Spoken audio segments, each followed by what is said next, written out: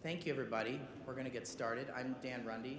I hold the Schreier Chair here at CSIS, the Center for Strategic and International Studies. And we're not here at CSIS today. We're at the Senate building, but this is a CSIS event, and Senator Lugar's team has been so generous to help us secure this very special room.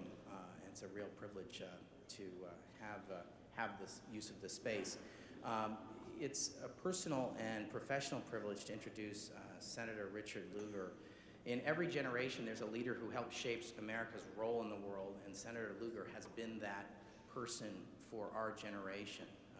I can think of legislation like Lugar, his leadership on trade, his leadership on assistance, standing for a strong U.S. military. He's a Republican internationalist who's worked across the aisle and has gotten many, many things done. And the world is a better place, and America is a better place for Senator Lugar's leadership. And it's really wonderful that he would be with us today to help us launch this report that you have in your hands, which is about the future relationship the United States is going to have with a number of countries in the world. These are middle-income countries, and you'll hear from Senator Lugar about this, about middle-income countries. And so I think it's totally appropriate that Senator Lugar is here to help us get this started. So without further ado, I'm going to hand the podium over to Senator Lugar. I would ask you not just to applaud Senator Lugar, but I hope you'll recognize Senator Lugar.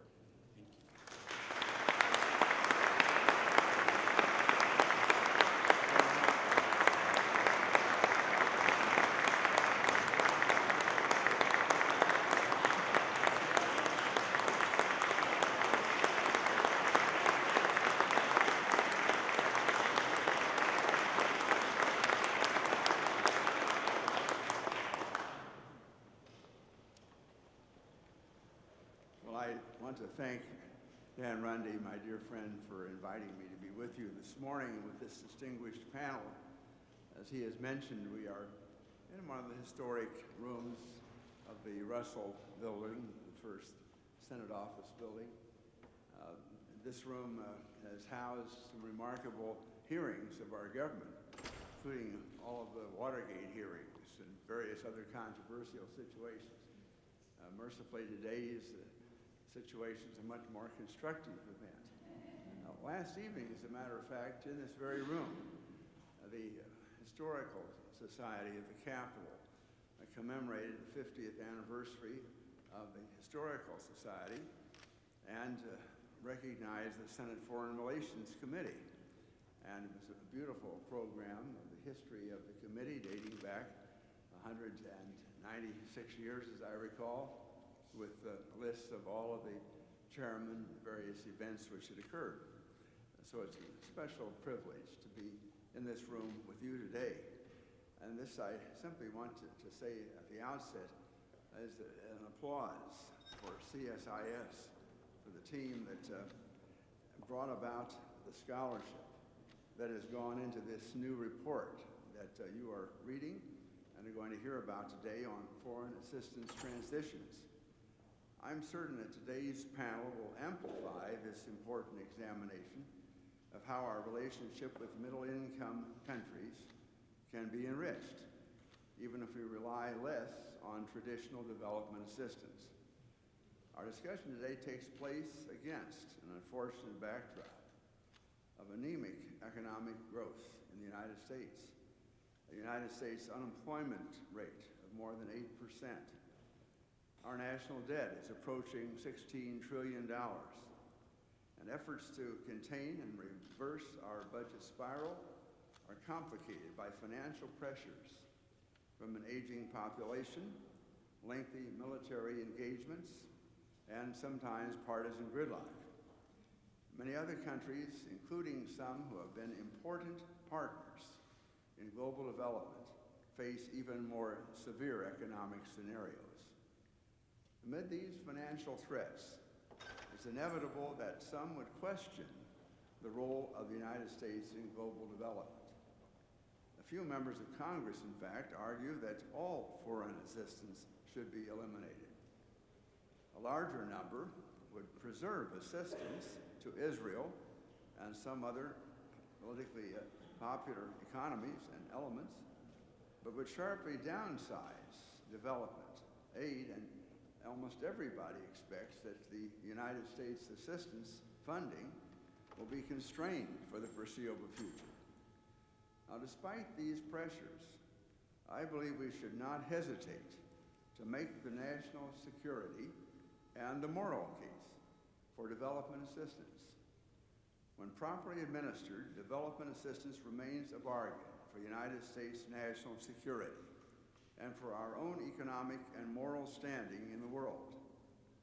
Foreign assistance is a key component of the United States national security strategy, especially since the tragic events of September 11, 2001. It is evident that poorly governed states with impoverished populations can prove to be grave threats to our national security. Nations that struggle with severe poverty and corrupt governance are at greater risk from terrorism and instability. We have spent hundreds of billions of dollars in recent years fighting wars and preparing for military scenarios for underdeveloped regions in the world. If properly targeted, foreign assistance programs can mitigate national security risks and improve U.S. connections to peoples and their governments. They may well save huge military expenditures down the road. And this is one of the reasons why the Defense Department has been a strong advocate of a robust foreign affairs budget. Beyond the national security imperative, no nation that claims to possess the moral high ground can afford to relinquish its leadership in addressing global disease, hunger, and ignorance. We diminish ourselves and our national reputation if we turn our backs on the obvious plight of hundreds of millions of people who are living on less than $1 a day and facing severe risk from hunger and disease every day. But even as those of us who advocate foreign assistance make these arguments, we must be working hard to ensure efficiency in United States assistance programs. Among other management imperatives, we should be striving for a very high standard of transparency, and we should be directing development dollars to projects that will produce the most demonstrable results for impoverished peoples. We also should take stock of our assistance to countries whose economic prospects have improved significantly. There are many such successes in the stories of the developing world, and our assistance relationships with some of these countries needs to evolve in response to the positive changes that are occurring. Our discussion today, undergirded by the new CSIS report, Strategic Foreign Assistance Transitions, will examine how the United States can use innovative forms of engagement that deliver more economic and strategic benefits at less cost to taxpayers. The United States and other wealthy countries should be seizing opportunities to advance trade and investment relationships in the developing world that complement and solidify progress that has been achieved through foreign assistance over a number of years. Brazil, India, China, and other middle-income countries have lifted hundreds of millions of their citizens out of poverty. According to the IMF, 45% of global output will come from Brazil, China, India, Indonesia, Russia, and South Korea by the year 2025. Nevertheless, we continue to fund development programs in middle-income countries. Development aid to such countries is not necessarily harmful and may be fully warranted in some cases to achieve specific national security or economic objectives. But we should continually ask whether other forms of engagement are more appropriate and more effective to achieve our strategic objectives. Most successful middle-income countries want deeper bilateral trade relationships, and more extensive collaboration on science and technology, including more formal linkages between universities.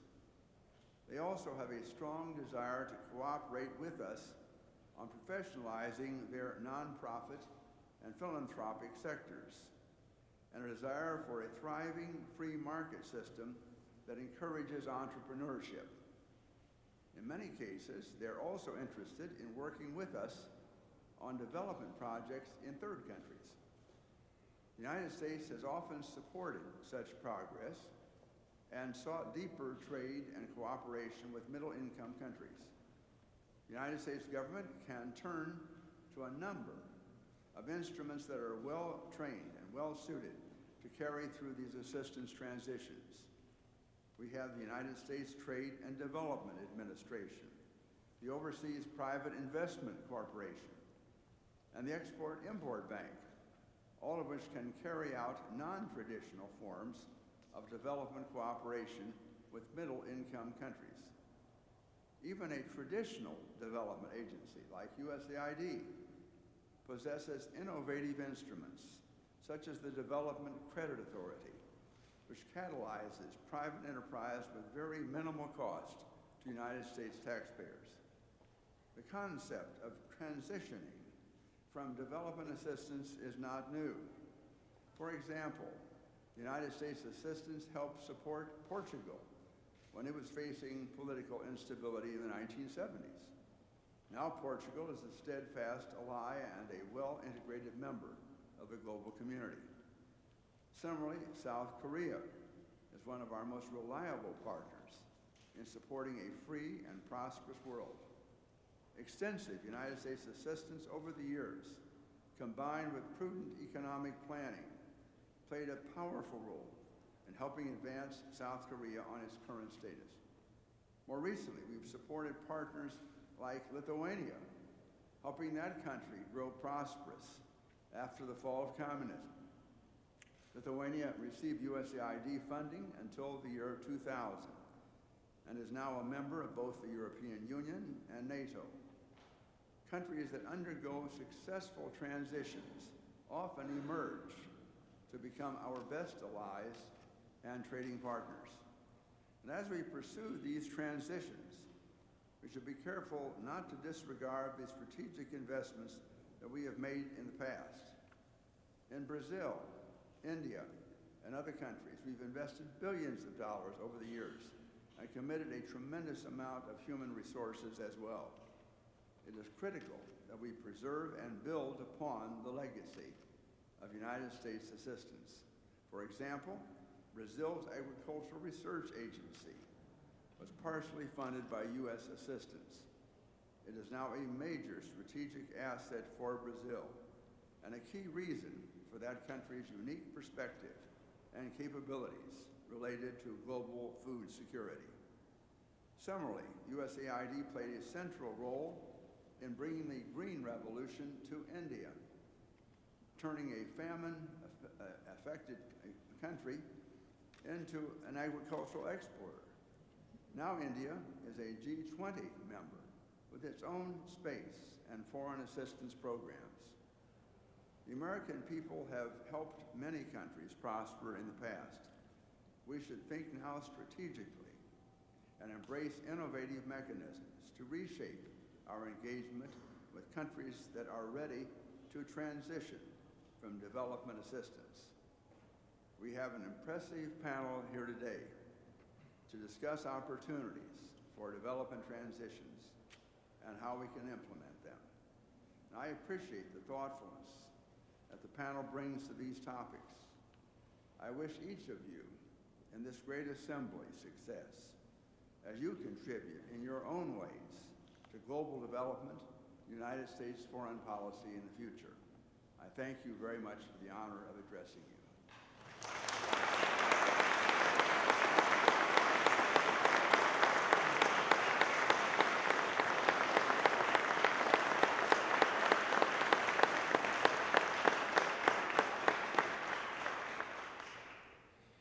Thank you very much, Senator Lugar, for being with us. We so appreciate you taking time out of your busy schedule.